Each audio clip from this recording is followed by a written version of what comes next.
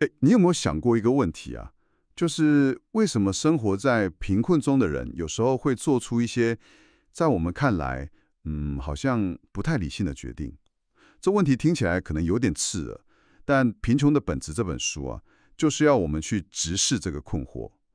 書裡面有一個超級經典的故事，主角是在摩洛哥的一個農民，他叫歐查。有人問他，如果有多一點錢，你會買什麼？他說，更多食物。這很合理，對吧？但接着問題換了一下，那你如果有更多的錢呢？誒，歐查想都沒想就回答，一台電視跟一個泡麵天線。對，從更多食物跳到一台電視，這個跳躍恰好就是理解貧窮最微妙也最容易被我們誤解的地方。我們今天就是要拿這本書2025年的增訂版內容當基礎，來一場深入的探索。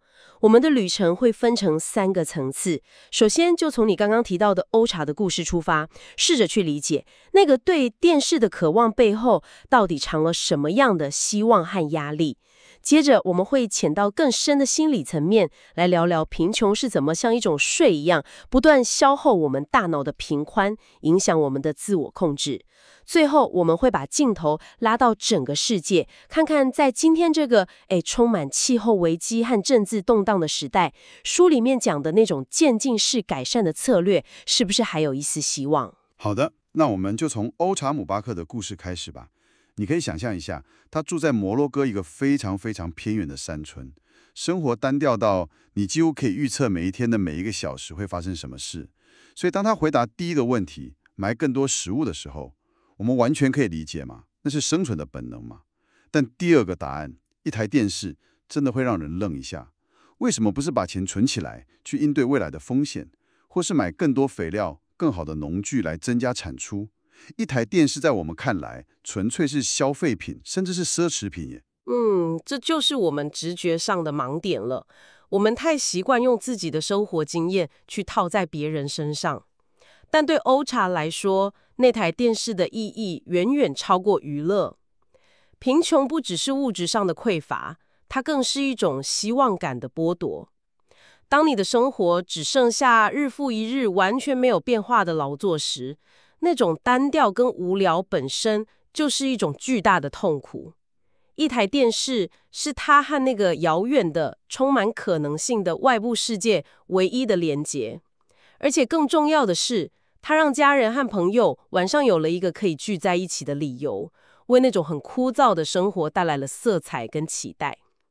在這種脈絡下，電視就不是奢侈品，它是一種對抗絕望、維持心理健康的必需品。哇，精神上的需求跟溫飽的需求一樣迫切，就讓我想起來，書裡還有一個更極端的例子。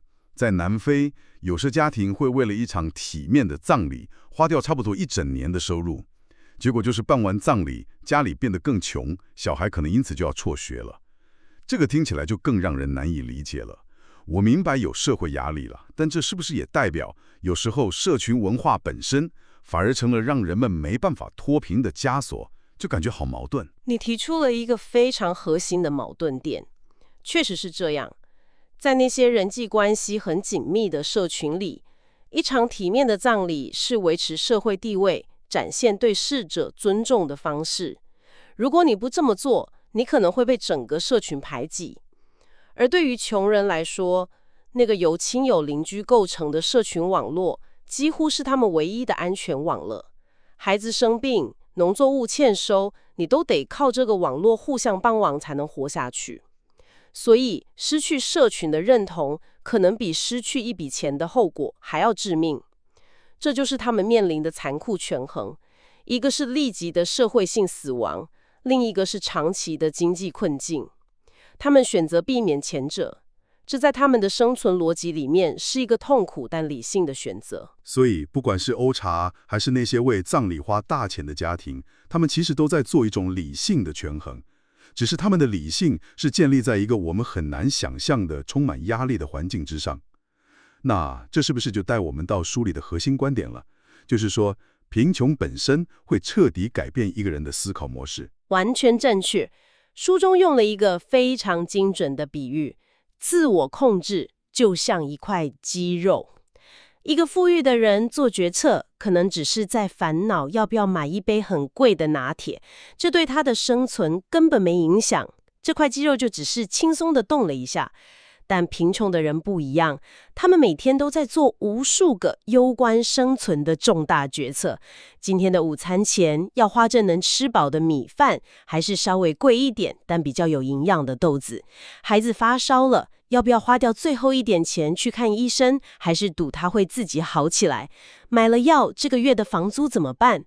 每一個選擇都像在舉一次重，都在瘋狂消耗那塊叫做自我控制的肌肉。我覺得這個比喻超有畫面感呢，這讓我想到我上次試着戒掉宵夜的經驗。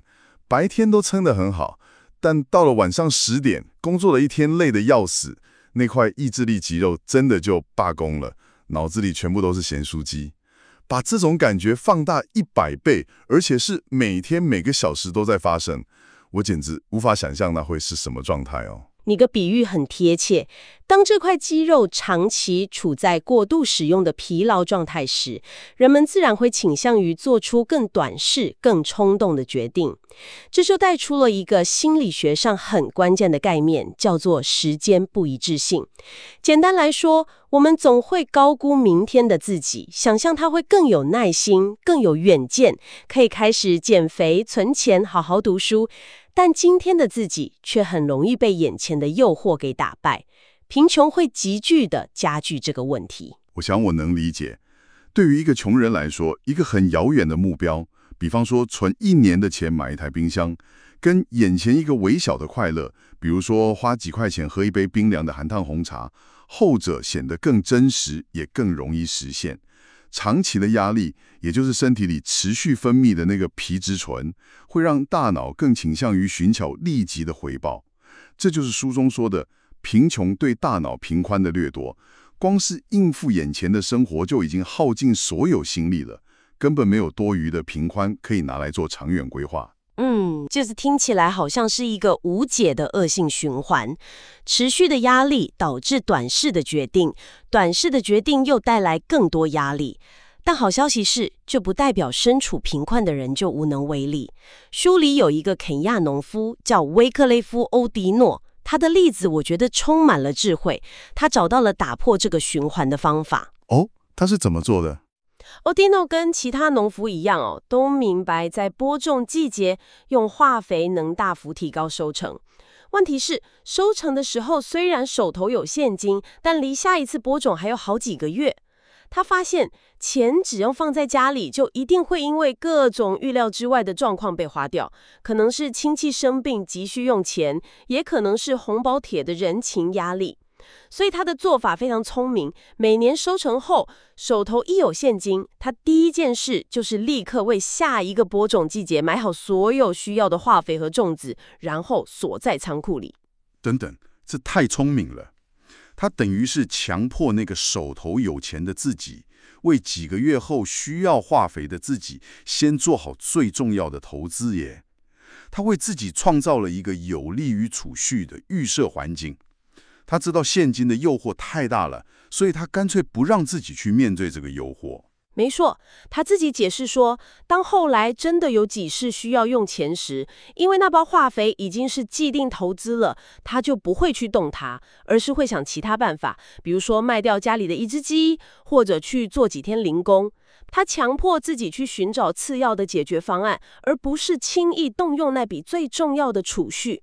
這個簡單的行為轉變，徹底改變了他家的經濟狀況。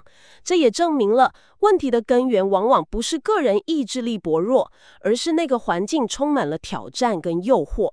所以，設計出能夠幫助人們克服這些挑戰的微小改變，也就是所謂的 nudges， 常常比空洞的說教或要求他們更有意志力來得有效太多了。我們從一個人的選擇談到背後的心理機制。現在我想把鏡頭拉得更遠一點，看向我們所處的這個時代。坦白說，這本書的第一版誕生在一個相對樂觀的年代。從2008到2019年，全球的極端貧困人口比例幾乎腰斬，那是一個相信透過努力問題可以被逐步解決的時代。但是書本2025年的增訂版描繪了一個完全不同的世界樣貌。COVID-19 的衝擊、貧窮國家的債務危機、政治的極化對立，還有越來越急迫的氣候危機，這就引出了一個最尖銳的問題。在這些排山倒海來的系統性危機面前，我們前面討論的那些像是幫農夫買肥料這種微小的漸進的改善，真的還來得及嗎？會不會只是杯水車薪啊？這個問題非常沉重，也是作者在新版中必須直接去面對的。書中給出的答案是：是的，問題變得更廣泛、更複雜，也更具危險性。但與此同時，我們用來解決問題的工具箱也比以往任何時候都更豐富、更強大。這背後的關鍵是一種叫做隨機對照試驗，英文是 Randomized Control Trials， 或叫 RCTS。等等，隨機對照試驗，你的意思是說，我們可以用跟測試新藥一樣嚴謹的方法來測試一個社會政策，比如免費發放蚊帳或提供營養補充品，到底有沒有用？這聽起來很不可思議，要怎麼做到啊？它的概念其實很直觀，就像藥物臨床試驗一樣，研究者會隨機把成千上萬的人分成兩組。一組是實驗組，他們會接受某項干預措施，比方說得到免費的化肥；另一組是對照組，他們的生活一切照舊。過一段時間後，研究者再比較兩組的結果，比如說農作物的產量。因為是隨機分的，所以兩組唯一的系統性差異就是那包化賊。這樣我們就能非常精準地知道這個措施到底有沒有效，效果有多大。而這個研究運動的發展非常驚人。書中提到，作者創立的 J-POLE 貧困行動實驗室，他們完成的隨機對照試驗數量，從2008年的327項暴增到2024年的2204項。哇，2000多項實驗，這等於是我們對抗貧窮的武器庫，在短短10幾年間擴大了好幾倍。這完全顛覆了我以前認為援助效果很難評估的印象啊！我們現在對於什麼樣的幫助是有效的，累積了前所未有的知識。完全正確，而且這些知識正在轉化為實際的、可以大規模推廣的行動。書中最好的例子是一個叫做因材施教的教育方案，英文是 Teaching at the Right Level。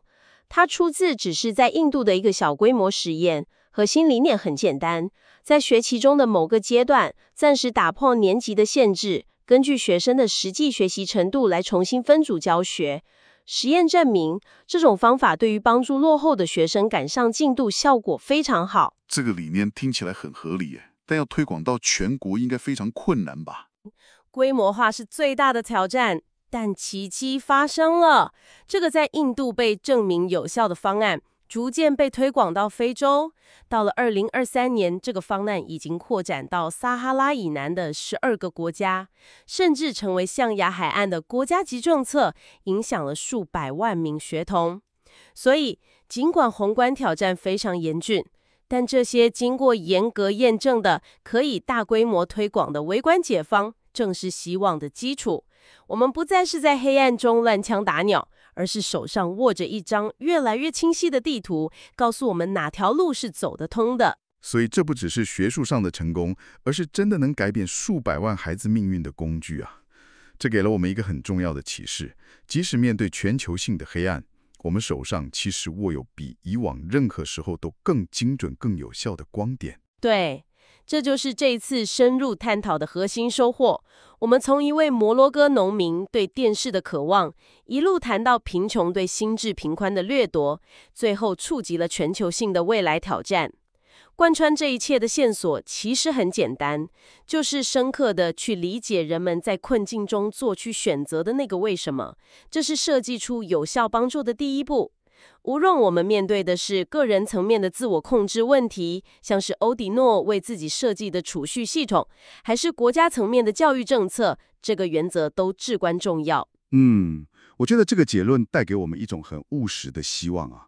它告訴我們，面對那些看似無解的巨大問題時，答案往往不存在於某個宏大單一的口號或解方裡，而是藏在那些我們願意耐心持續的去理解，並且動手去解決人們日常生活中那些微小負擔的努力之中。從理解歐查為什麼想要一台電視開始，到設計出能幫助歐迪諾存下化肥錢的制度，再到推廣一個能讓孩子真正學會閱讀的教學方法，希望就蘊含在這些具體的、充滿同理心的行動裡。說得很好。那麼最後留給你思考的問題就是，在你自己的世界裡，不論是工作、家庭，還是你所關心的社群，有沒有什麼被你長期忽略或誤解的微小負擔？